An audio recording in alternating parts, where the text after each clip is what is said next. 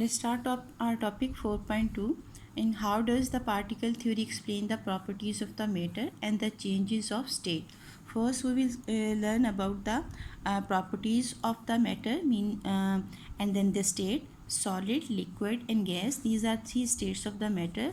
And first, we will know about the arrangement of the particles, and these three properties will tell you about the properties of the metal. In the solid, the particles are very close to each other and they have fixed and a regular pattern. In the liquid, the arrangement is not regular pattern. In the gas, the arrangement is totally in an irregular pattern, and that's why the solids, the particles are very close to each other, and because they are very close to each other, that's why they can only vibrate at their fixed position.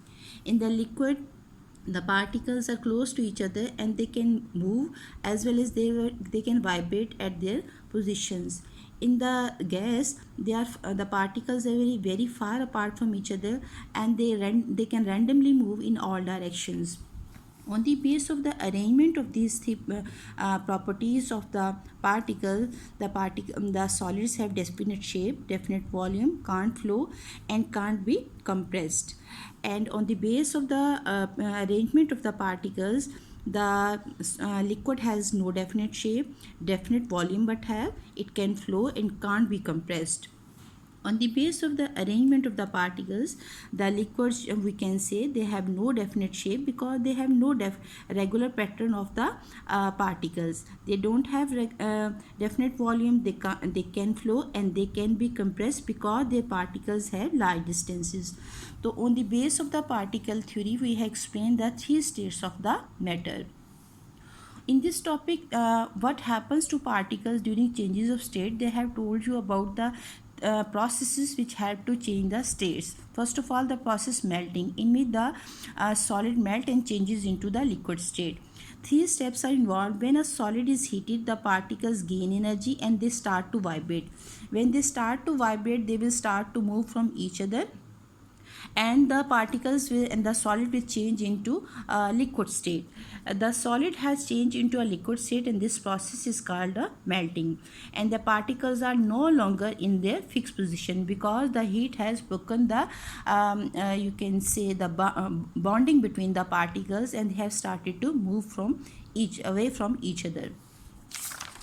Over here, this process is called a freezing. In the freezing, when a liquid is cooled, the particles lose energy and move slower. And you can say now they started to move close to each other, and the liquid has changed into a solid. This process is called freezing. Okay, so this is about the process of the freezing. The boiling, in this process, when a liquid is heated, the particles gain energy and move faster. When they will move faster, they will start to move away from each other, and the bonding between the particles or the force of attraction will become weak, and that's why the particles will lose their bonding and they will start to move away from each other, and they will convert into a gaseous state. This is called boiling. In a condensation means cooling. When a gas is cooled, the particles lose energy and they will move slower. You can observe over here, they will lose energy and they start to move slower, and they will come to close each other, and this process is called condensation.